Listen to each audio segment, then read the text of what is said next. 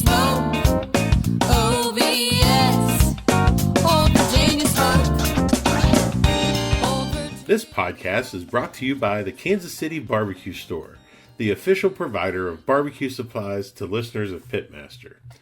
The dog days of summer are here, which means it's prime barbecue season. The grills are kicking, and as we get in those last days of summer, you really got to make sure you have what you need.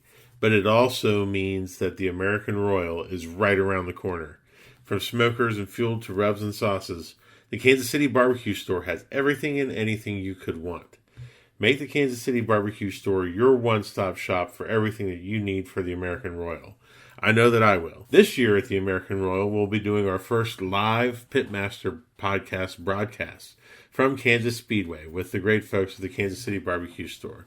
We hope to have a lot of teams come by and say hi, and we think it's going to be a lot of fun.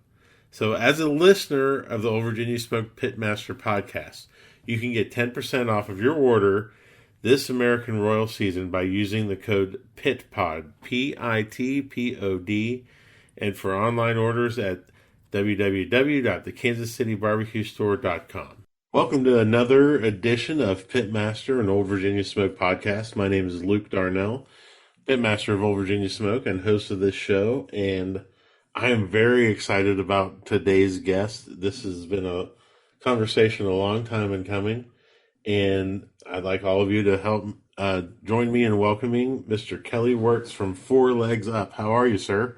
Good. Great. How are you doing, Luke?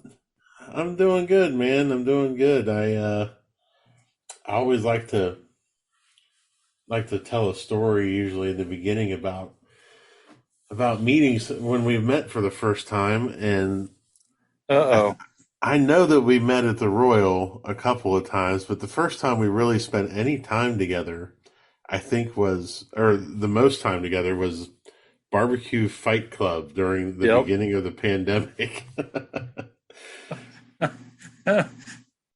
Yes. Yes. I've met you. We've known each other for years. Yeah. And, it's been kind of a more in passing thing as much as anything, but still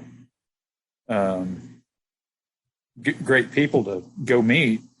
But yeah, the Fight Club, we finally got a chance to actually sit down together and visit and meet the rest of your lovely bride. And we won't tell any more stories about that either that day. You're referring to my infamous alcohol abuse, I believe. Yeah. That's one I'll never live down. I wasn't a part of it then. So, but yeah, that was, and the Barbecue Fight Club was an interesting deal. I think we were all pretty excited about the concept and the idea and how that was going to take off, and poof.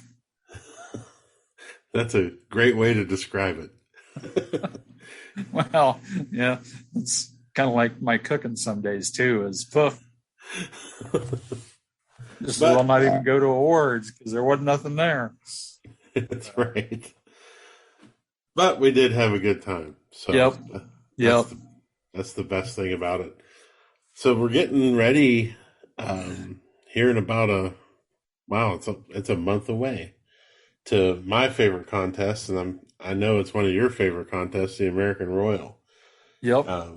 And I'm real excited to see you out there, and you always do really well out there. It's been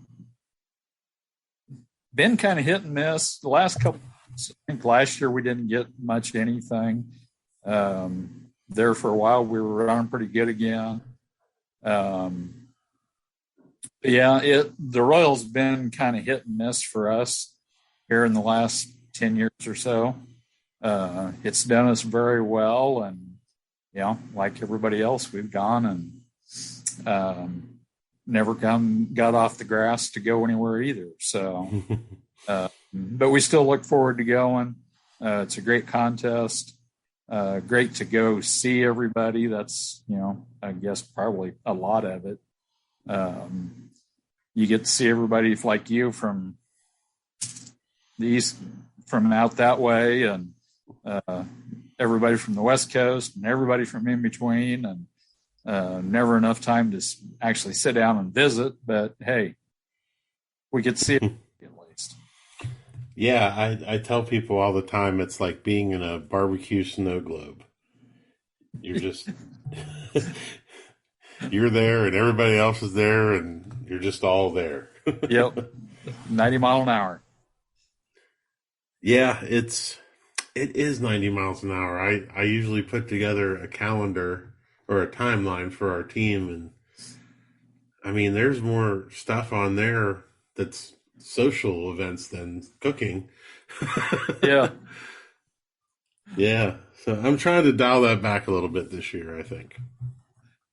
Yeah. As the number of times we go keeps increasing, the less active we are every year, I believe. We're down to the point now where, we used to do all the side dishes and desserts, and we cut out all the side dishes several years ago. And I think last year, I'm not even sure we did dessert. I don't think we even did dessert last year. My team is fully committed to doing dessert this year. But that's the only one that I'm letting them do. I'm not messing with any of the rest of it. Do you know which dessert they're doing yet? That I don't know. The secret weapon. And I'll be honest with you, I don't care. I'm staying out of it. Whatever they asked put somebody else in charge of it and let them run with it. Yeah, yep. I mean, they asked for my opinion, and yesterday I got asked, "What do you think about a pumpkin cranberry cheesecake?" And I said, "Absolutely not. Both of those flavors are polarizing. It's just not going to work." So, yep. And they're like, "Everybody likes those flavors." I was like, "I hate cranberry. I don't like it." So. No, everybody doesn't like it. So right. And pumpkin pie, spice, whatever it is, should only go on pumpkin pie. I agree, 100%. What advice would you give to somebody going out to cook the Royal for the first time? Go and have fun. Cook your game. Come with a plan. Cook your game. Don't worry about it. Because there's going to be tables there that will kill anybody. You, me, Darren, whoever it happens to hit. Yep. Nothing you can do about it. So, if you catch all the right tables, you're in good shape. If not, don't worry about it. Yeah. So just go have fun and cook your game and run around and see everybody in the snow globe.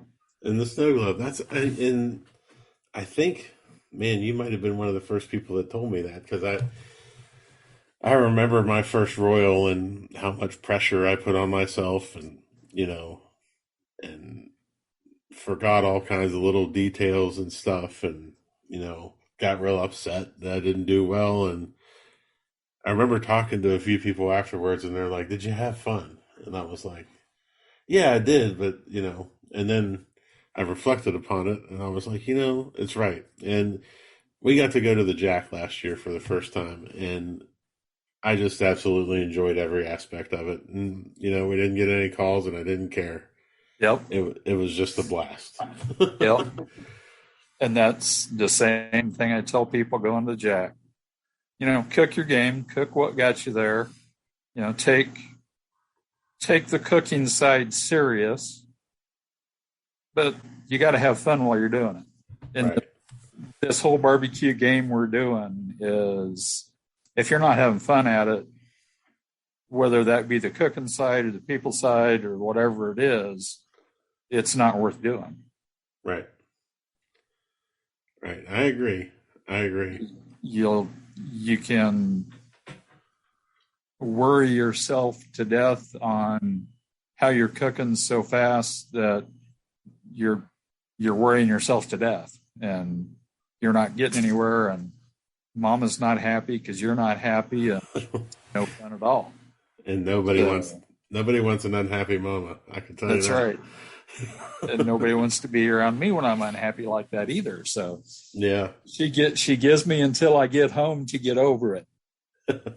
And usually that's 4 or 5 hours. Some days it's longer, and I've got a few that are a little closer. But so by the time I get home, I got to be over it, and I most normally am. So Now, one of the things that impresses me the most about you is that you strike me as a very confident cook. And I say that because, you have a very distinct look. You have, your swagger that you have, but you're always really calm and collected. Where does that confidence come from? Is it because you've been doing this for a long time? pretty much. Yeah. We've done, this will be 20 years, 19 years. Next year will be 20 years since we started. Wow. That's the other day. How many contests we got? I don't know. 700, something like that, probably. That's incredible, man. There was a time when pork might have ended up on the trailer wall or the tent wall, whichever we had at the time, and brisket almost didn't get turned in a time or two, and those things, and then that kind of comes back to it, that it is what it is. When you cook it, you do what you can to save it if you need to, but there's to a point, there's not a lot you can do about it. So quit worrying about it, turn it in, and the barbecue gods will do what the barbecue gods do. Right. They'll either treat it well or treat it not so well. Yep. And at the end of the day, I have to remind myself of about this, is that it's just, you have to tell yourself listen, this is just a barbecue contest. This is not the end of the world if it doesn't go your way today. Yep. And it still happens to us. And I'm a little unhappy after a couple weeks ago when I thought we had really good ribs, and they were really good, but they didn't think so. And, oh, well, we get over it and go on. Yeah. That still does not mean that you don't worry about it. You don't think about it. You don't go back and say, now, is there, and I think that's what a lot of people need, if you're kind of getting started in this, on your way home from a contest or during the week, start thinking about what it is you turned in. Because a lot of times on the way home, I'll think, well, maybe it didn't taste quite like I thought it did in the heat of the moment. Or you go back and look at the pictures and you're wondering, what in the heck did I turn that in for? Or, it's amazing if you realistically think about it and look at it in your mind, what you come up with later. Yeah. And sometimes there isn't. They just didn't like my ribs the other day, and there wasn't anything I would have done different for them. Right. So, okay.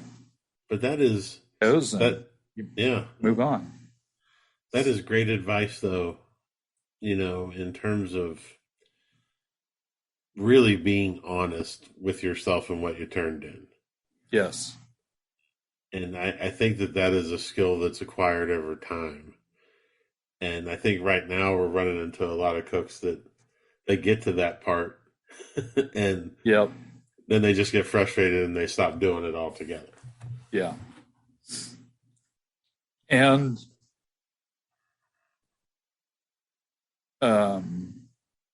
judges' tastes change throughout the year. And I know cooks that are really, really good at adapting, and some that aren't. I'm not that good at adapting. So when that change hits I struggle trying to catch something back.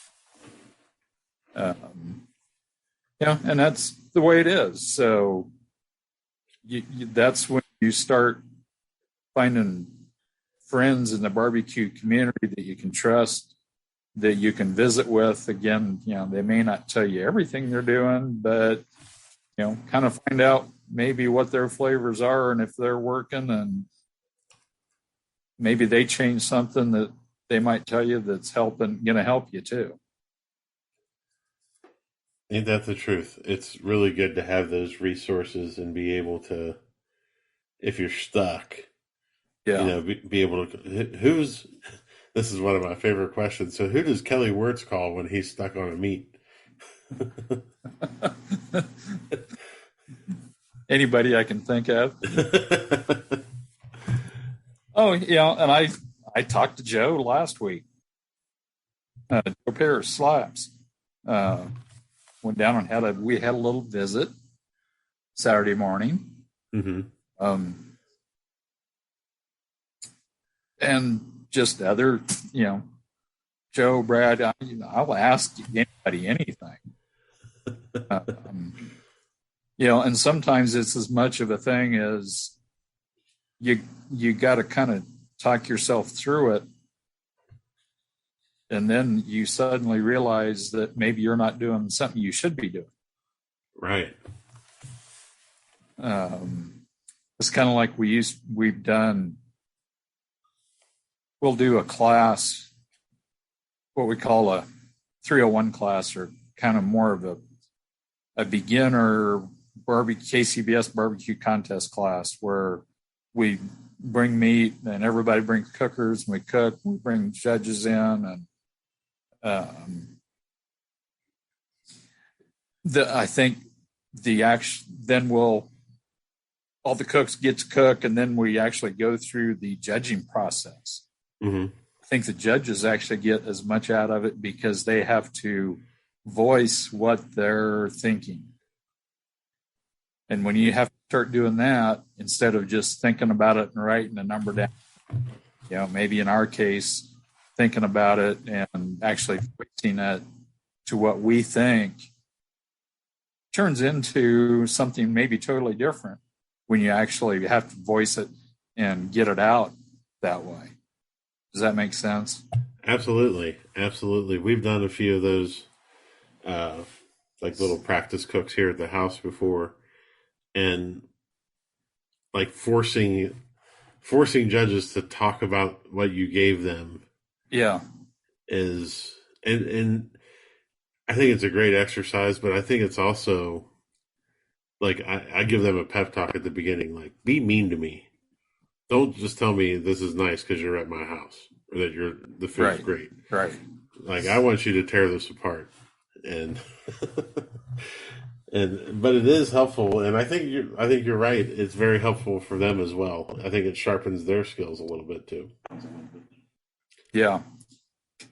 That kind of brings back, well, as you used to tell everybody, don't trust your friend's opinion on what your barbecue is, because they're getting it for free. Right. And they want to, when they have to start paying for it, or you're going to invite them over to come judge, then we're going to have a little talk about that. And, yeah. Free barbecue is always good barbecue, right? That's right. Well, not usually, sometimes. So on these podcasts, we always like to talk about, all the great stuff that we've done and all of our successes. I like to talk about failures and what we learned from our failures. Do you have a favorite failure of yours at a contest that really taught you something moving forward?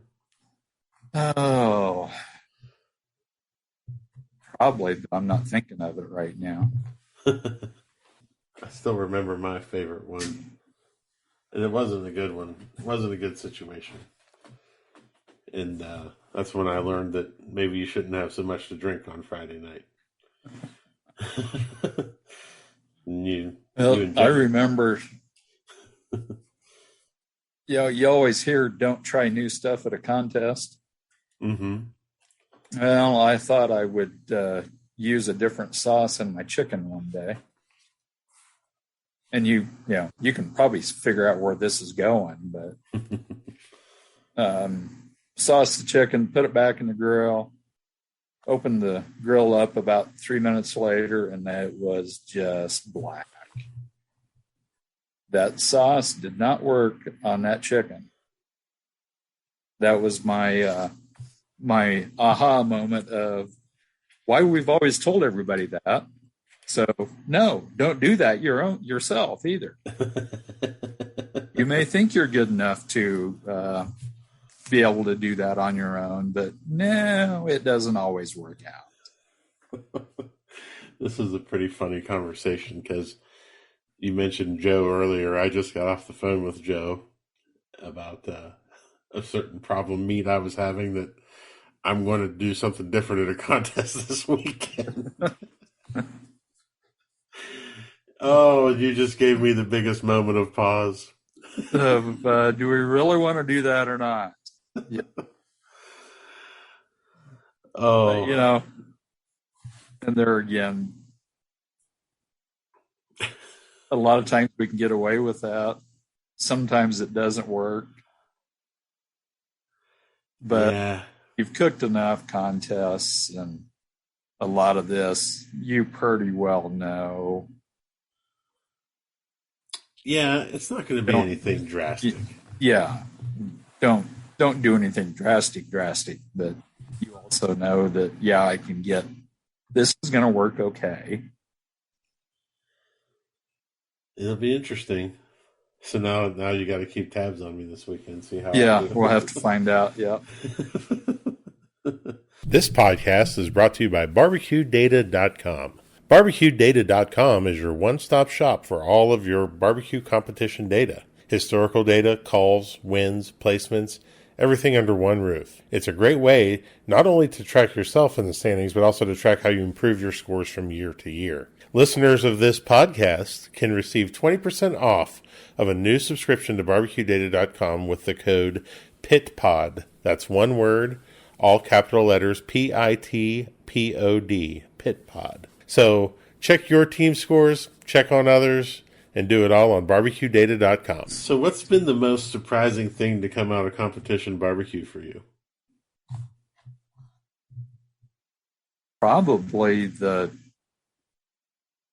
quality of the meat that we're doing nowadays. It's crazy, isn't it? We started, almost 20 years ago. We'd load up and go by Walmart.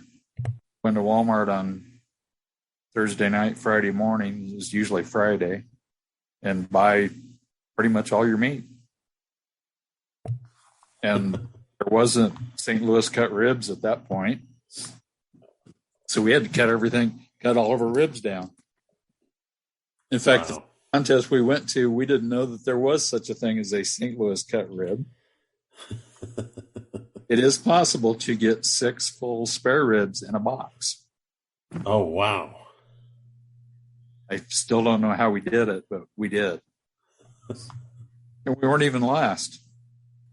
I don't even remember where we were, but 6 full spares.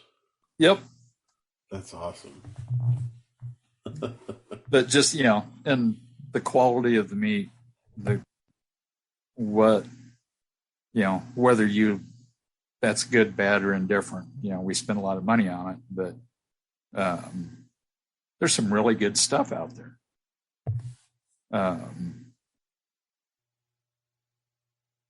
That has, not only gone on and helped us be better cooks because now we have to cook better product. We're watching a lot closer. But I think that also translated over into what a lot of the stuff we used to do at the restaurant, catering and that kind of thing as well, too. And that's a lot of the stuff we used to do with contests is kind of try to take what we've learned at a barbecue contest and transfer that over into cooking in the restaurant, cooking for catering, that kind of. No, it wasn't. we were wrapping everything in foil and all that, but trying to get it as close as we could with the economy of scale that we had. That's a huge point, and it's something I think about a lot, is how do we take the stuff that we've learned through competition, apply it to our businesses, but also teach people how to make better barbecue in their backyard.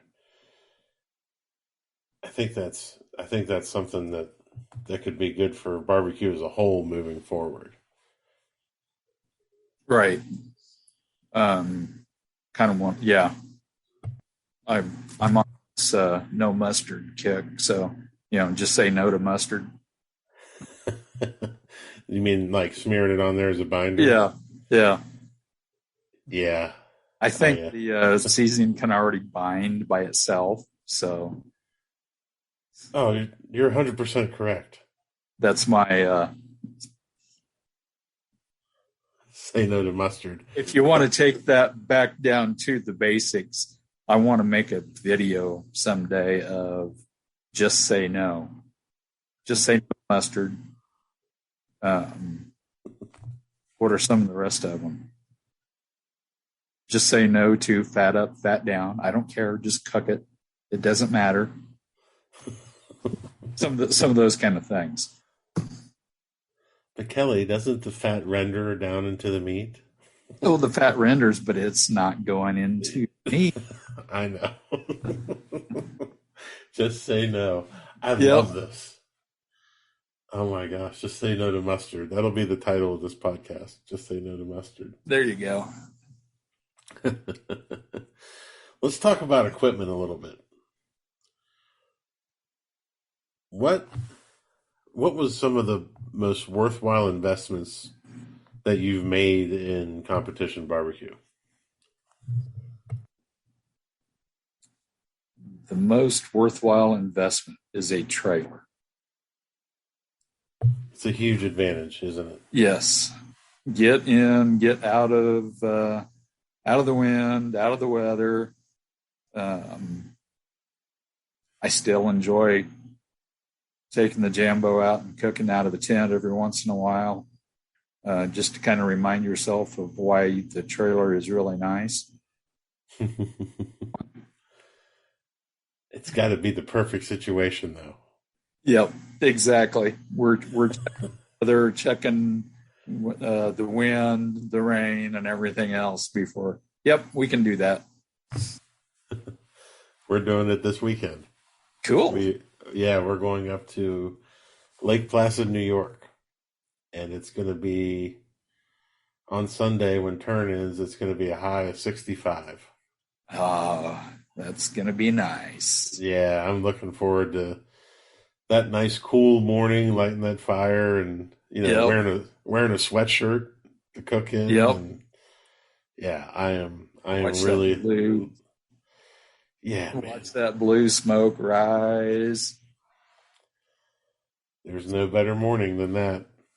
Yep. But I'm sure Kim will remind me 5 times that she wishes the trailer was there. So. Yeah, when you're trying to do boxes and the boxes are blowing away because the wind's blowing and blowing parsley all over the place, or kale or whatever you're using, and and we used to run a trailer without air conditioner out here when it was 110, 115, and I guess we didn't know any better. Was that just to keep the meat warm, in theory? Well, when we first started running trailer, most places didn't have electricity. They had electrical, but it wasn't enough or good enough, or not enough supply. Dependable. That's what I was looking for. So you didn't even worry about an air conditioner anyway. So you just open up the side doors of the trailer and get some breeze blowing through, and didn't do that. So that's an expensive thing to purchase. Do you have a purchase of $100 or less that has really changed your barbecue game? $100 or less. A good knife. That is so important. But it doesn't have to be a $300 knife either. The bone-in knives I use are $30 from the butcher supply shop here in Wichita. My slicer knives are $35 serrated edges from restaurant supply, the Dexter Russell, Oh yeah. whatever restaurant supply. I've got my good old Forstner brisket slicer. And, those are $40, $50. I don't know what they are anymore. I haven't bought one for a while. So Can't tell you how happy it makes me to know that you don't use an electric knife. yes, no electric knife. That is something I never could see that, I guess. So I tried a couple years and years and years ago, and they didn't last. So I just gave up on them. There's nothing more dependable than just a good old-fashioned knife. That's the way I look at it. You're not worried about the plug-in or the battery or, well, those blades didn't fit. Right. So, yeah, that's, a lot of this stuff that we do, you don't need expensive, the top-of-the-line equipment because we're out there beating it up all the time and dragging it around and dropping it on the concrete and everything else. So, oh, you just described all of competition barbecue in one sentence. Yep. We are hard on things, and we are hard on things. People were like, as Alton Brown says, there should only be one non-multitasker around. And that's the fire extinguisher. Absolutely. That's funny. I people complain all the time about their probes from their thermometers going bad with the wires and stuff, and I'm like, guys, we take those wires, we jam them in, we slam them indoors, and put them in the harshest environment that you can create. they're not going to last. Yeah, boiling hot syrup. Right. What do you think the ends of them are going to do? If you don't like paying that for them, quit using them. Right. So I have finally got down to the point where I don't run thermometers in near as much as what I used to. Brisket I do. Yep. I still do, but the rest of it, nah. Just check it every once in a while. That way you always know where you are. Yep. I still like to use them all. I like to know when I'm in the ballpark so I can start. And I know my brain, and I know that I get distracted pretty easily. So squirrel.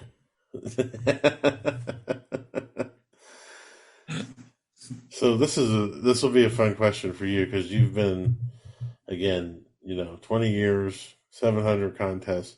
When you hear the word successful in terms of barbecue, who's the first person that comes to mind? Actually, probably some of the guys that a lot of people don't know anymore. Donnie Teal, Buffalo's Barbecue. Bart Clark, Twin Oaks Smoking Crew. Oh, wow. Yeah. Those were the guys we looked up to when we started. Mm-hmm. And because we'd show up to a contest and you'd see Bart and Donnie there and you'd think, oh crap, we don't have a chance. So then you thought it was kind of neat when somebody said, well, crap, we don't have a chance now that you showed up. So shoes on the other foot. Yeah, the shoes on the other foot felt pretty good too. But there's a lot of successful people. Jeff Staney. Oh yeah. There again, a lot of people don't realize he was one of the better cooks on the circuit back in the 90s before he started restaurants. Mm-hmm. I hope to have him on this podcast. Hopefully, the week of the Royal. Yeah, there you go. I don't think he's cooking the Royal this year though. No, he's not. So, because Tim's got his spot, so down over there in the corner. Yeah, I'm not sure how that happened. That's real close to me. Ooh. Yeah, that's just one of those, I always kind of just watch Tim's corner from a distance. Oh, I don't mind that corner like Thursday night. That's fine. Yeah. But it is awfully close. And then, yep. So I don't know the answer to this question, so I'm pretty excited to ask it. Are you a superstitious person? Do you have any habits or rituals or routines that you have to do during competition? No. No? I do a lot of the same thing. I don't really, not because I have,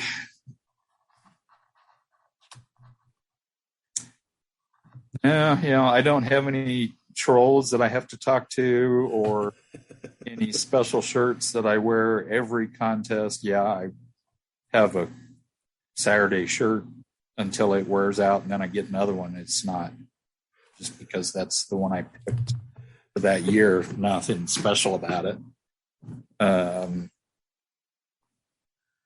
But no, nothing. Wow. I was really hoping for something weird. No special tobacco chew can or anything like that. I quit chewing, so. Oh, wow. Nothing there. I guess about the only thing is shots at 10:30. Well, that's an important thing. And I always tell everybody it's not about the booze, it's about the camaraderie, right? Right. Yeah. But I will shame you if I can. Exactly. Do you listen to music while you cook? Yeah. What are you rocking out to? Good old 70s rock and roll, some 38 Special. Nice. Just good old rock and roll. Classic vinyl. So what do you see happening in barbecue in the next 5 years? Oh, that's a good question. Isn't it? Because I'm not really sure what's going to happen. And it's not a question that I normally ask, but I think we're seeing a lot of change right now. And yep. It's going to be interesting to see where we go. Yep. The price of what we do has increased. That goes back to the quality of the meat thing. Mm-hmm. Whether I don't want to get into that. Whether we should or shouldn't, I guess, anyway. But right. But that's also coupled with the economy that we're dealing with at the right now. Other things that are going on with fuel price and this and that.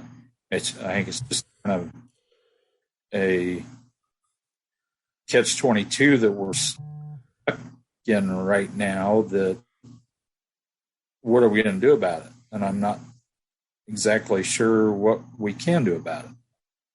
Right. I haven't, we visit here and there, and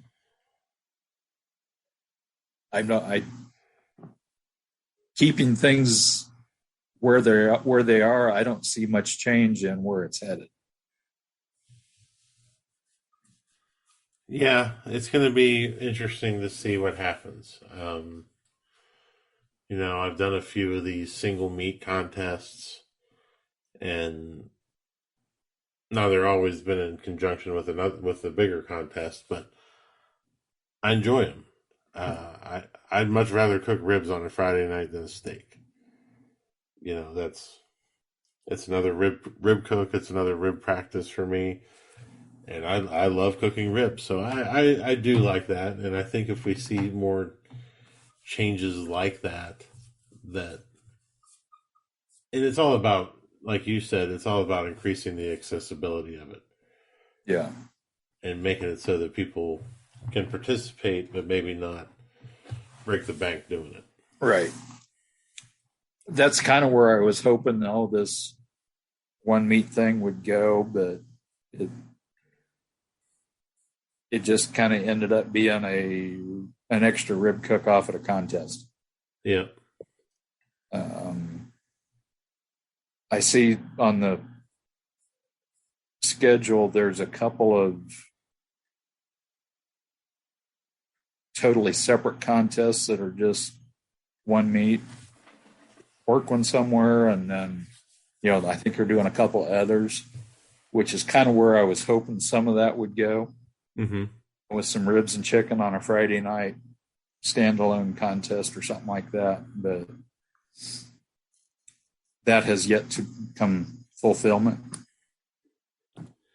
Yeah, I've thought about, doing something around here, doing a just Saturday afternoon at a brewery or something, and see if you can get 25 teams to come in and make ribs, and no trailers.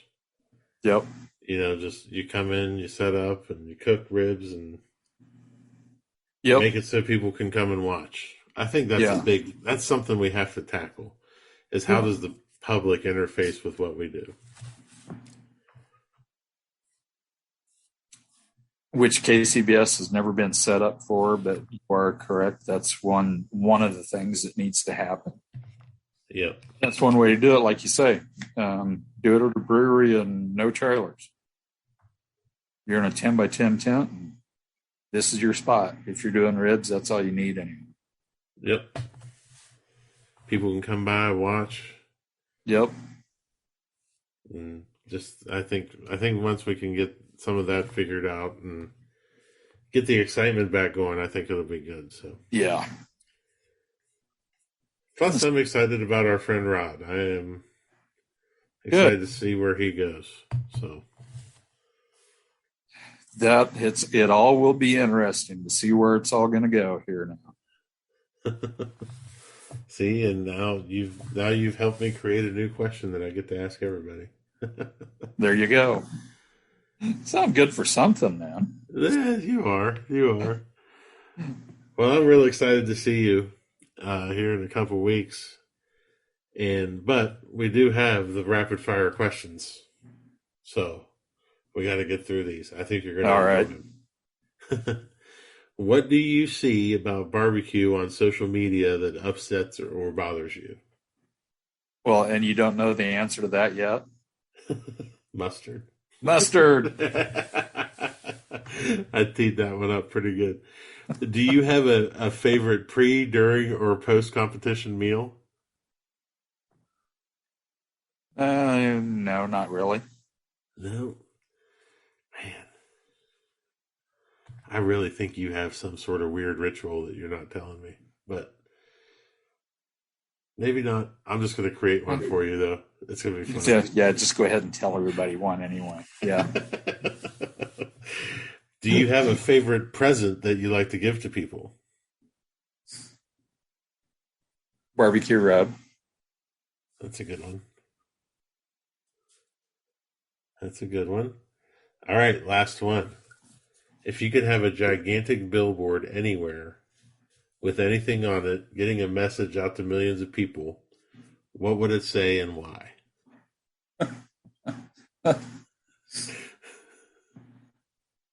It's my favorite question, Kelly. Your favorite question. I love this question. This is kind of like a job interview. It can be sometimes. Where you learned all these. So it would probably have to be something about Kelly's barbecue seasoning and the K4L drum cooker. I knew that's what it was going to be. You guys, you and Darren, same thing. Darren was like, eat more Smoky D's.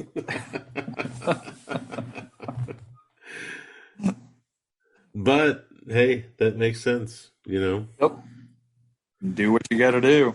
Absolutely. So, 4 Legs Up, Kelly Wertz. You guys can find him on Facebook, online. Tell us about your new cooker that you have coming out, or that's come out. That's we just actually started shipping those a couple weeks ago. We finally got a drum cooker down at a price point where you can order several of them in that $4.99, $5.99 price range. I've been cooking on ribs on them on one of the prototypes since last year. Actually been cooking on all of them here this year for the last month or so. Been doing well with them. But yeah, just, we're trying to get a drum cooker in a price point where the backyard guys didn't have to build their own and then wonder why they weren't working right. And for a backyard guy to go into a barbecue contest or even a backyard contest, they can afford to get a couple of these. Yeah. Still cooking on drum. That's cool. So that was our goal, and we got that done and getting a bunch of them out there. Sweet, man. I'm looking forward to checking it out in Kansas City. Yep. We'll have them there. All right, my friend. Is there any sponsors or anybody you'd like to highlight before we sign off? None that I can think of besides me, myself, and I. Well, Kelly, I want to thank you for being on. This was a great conversation. Well, you bet. All right, we'll see you in a couple of weeks. All right, sounds good, Luke. Thanks. All right.